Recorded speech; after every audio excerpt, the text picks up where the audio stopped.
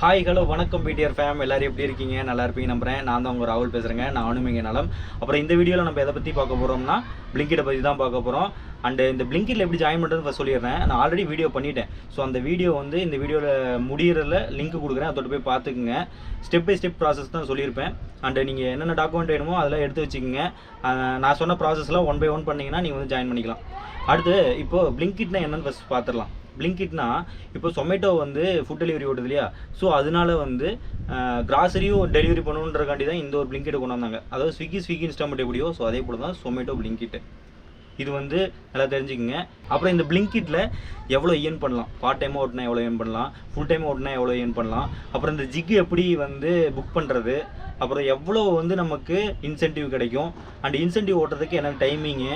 So இதெல்லாம் one by one எல்லாத்தையும் பார்ப்போம். அதோட கையோட இன்னொன்று சொல்லணும் என்னென்னா, கேஷ் ஆன் டெலிவரியில் கஸ்டமர் கொடுக்குற காசு நம்ம என்ன பண்ண போகிறோம். ஸோ இது எல்லாமே நம்ம வந்து பதில் சொல்ல போகிறோம் இந்த வீடியோவில். வாங்க வீடியோக்குள்ள போகலாம்.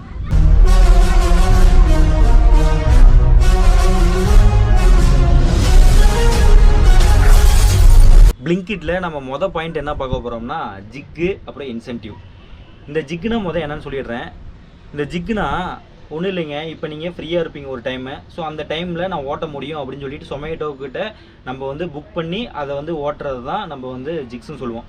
ஸோ இந்த ஜிக்கு வந்து எந்தளவுக்கு ஓட்டி எந்தளவுக்கு ஆர்டர் எடுக்கிறோமோ ஸோ அதை பொறுத்து தான் வந்து இன்சென்டிவ் கிடைக்கும்.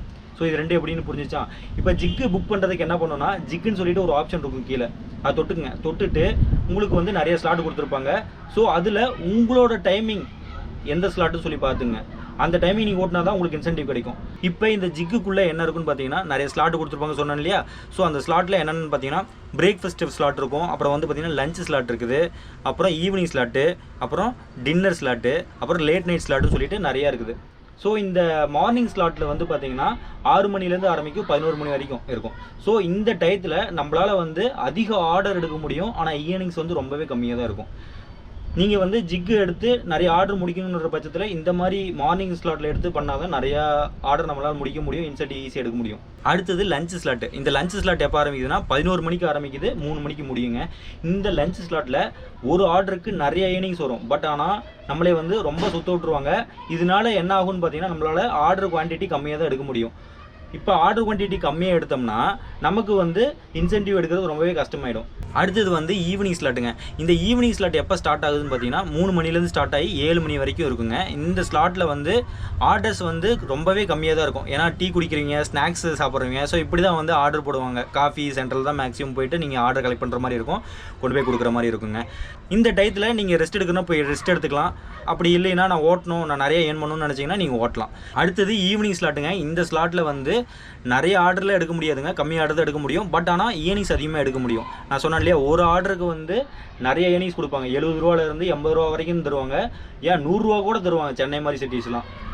இந்த 100 ரூபாலாம் கொடுக்குறப்ப ரொம்ப டிஸ்டன்ஸ் விட்டுருவாங்க. அதனால நம்மளால் அதிக ஆர்டர் எடுக்க முடியாது. நான் சொன்னது என்னென்னா, மெயினாக நீங்கள் காலையில் எடுத்து நிறைய ஆர்டர் ஓட்டினீங்கன்னா உங்களுக்கு ஜிக்கு முடிக்க முடியும், கையோட ஆர்டர்ஸையும் நிறைய முடிக்க முடியும். இன்சென்டிவ் பற்றி பார்த்தோம்னா, இப்போ நீங்கள் எவ்வளோ ஜிக்கு எடுக்கிறீங்க, எவ்வளோ ஆர்டர் எடுக்கிறீங்க, கையோட உங்களோட கம்பல்சரி டைம் இருக்கும் இல்லையா? ஸோ அந்த டைமில் இருக்கக்கூடிய ஜிக்கு எடுத்து அதையும் நீங்கள் ஓட்டுறீங்க, உங்களுக்கு வந்து இன்சென்டிவ் கிடைக்கும். ஃபார் எக்ஸாம்பிள், நீங்கள் ஒரு 2 ஜிக்கு எடுத்து 14 ஆர்டர் முடிக்கிறீங்க, 3 ஜிக்கு எடுத்து 19 ஆர்டர் முடிக்கிறீங்க. ஸோ இப்படிங்கிற பட்சத்தில் உங்களுக்கு வந்து இன்சென்டிவ் அமௌண்ட் வரும். இந்த அமௌண்ட் எப்போ ஏறுன்னு பார்த்தீங்கன்னா, நீங்கள் முடிக்க அப்படியே ஆட் ஆகிக்கிட்டே இருக்கும் உங்களோட இயர்னிங்ஸில். அடுத்தது பேக்கெட் மணின்னு சொல்லிட்டு ஒரு ஆப்ஷன் இருக்கும். அந்த பேக்கெட்டை நீங்கள் தொட்டிங்கன்னா உங்களோட லிமிட் எவ்வளோ இருக்குது அப்படின்னு சொல்லி அதில் காட்டும். நீங்கள் கண்டினியூஸாக ஓட்டிக்கிட்டு இருந்தீங்கன்னா உங்களுக்கு அதிகம் லிமிட் கொடுப்பாங்க. நீங்கள் கண்டினியூஸாக ஓட்டாமல் ரொம்ப லேட்டாக ஓட்டிக்கிட்டு இருந்தீங்கன்னா வச்சுங்களேன், ஒரு வாரத்துக்கு ஒரு டைமு, 2 வாரத்துக்கு ஒரு டைம் இப்படி ஓட்டினீங்கன்னா உங்களோட லிமிட்டை கம்மி பண்ணிடுவாங்க. ஸோ இந்த லிமிட் உங்களுக்கு ஒரு 1500 இருந்துச்சுன்னா அந்த 1500க்கு மேலே நீங்கள் வந்து உங்களோட கேஷ் ஆன் டெலிவரி காசை வந்து வாங்கிக்கக்கூடாது. அப்படி நீங்கள் வாங்கினீங்கன்னா உங்கள் அக்கௌண்ட்டை பிளாக் பண்ணிடுவாங்க டெம்பரரியாக. நீங்கள் அந்த காசை மறுபடியும் செலுத்திட்டு தான் மறுபடியும் நீங்கள் ஓட்ட ஆரம்பிக்க முடியும். கேஷ் ஆன் டெலிவரினா என்ன தெரியணும் இல்லையா? கேஷ் ஆன் டெலிவரினா என்னதுன்னா, நீங்கள் இப்போ ஒரு பொருளை வாங்குறீங்க கடையில், அந்த பொருளை கொண்டு போயிட்டு கஸ்டமர்கிட்ட கொடுக்குறீங்க.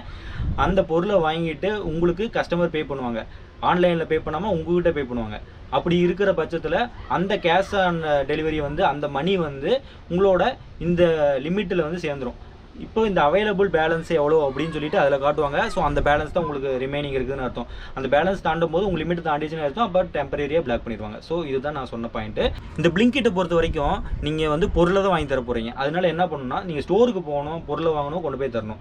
ஸ்டோருக்கு போகணும், பொருளை வாங்கி கொண்டு போய் தரணும் கஸ்டமருக்கு. ஸோ இதுதான் ப்ராசஸாக இருக்கும் ரிப்பீட்டட்லியாக. ஸ்விக்கி இன்ஸ்டாமார்ட்லேயும் சேம் இதே தான் இருக்கும்.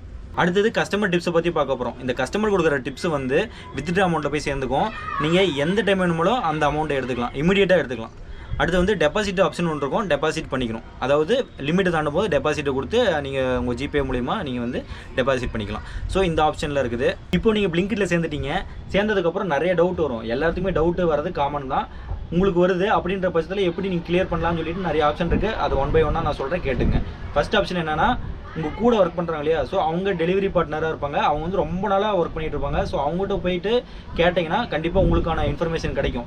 ரெண்டாவது விஷயம், சப்போஸ் அவங்களுக்கும் தெரியலன்ற பட்சத்தில் நீங்கள் வந்து கொஸ்டின் சிம்பிளாட்டு ஒன்று இருக்கும் ஆப், அந்த ஹோம் பேஜ் ஓப்பன் பண்ணிங்கன்னா அந்த கொஸ்டின் சிம்பிளை அழுத்திட்டு நீங்கள் வந்து டிக்கெட் ரைஸ் பண்ணி கஸ்டமர் கேரோட கான்டாக்ட் பண்ணி நீங்கள் வந்து அதை சால்வ் பண்ணிக்கலாம்.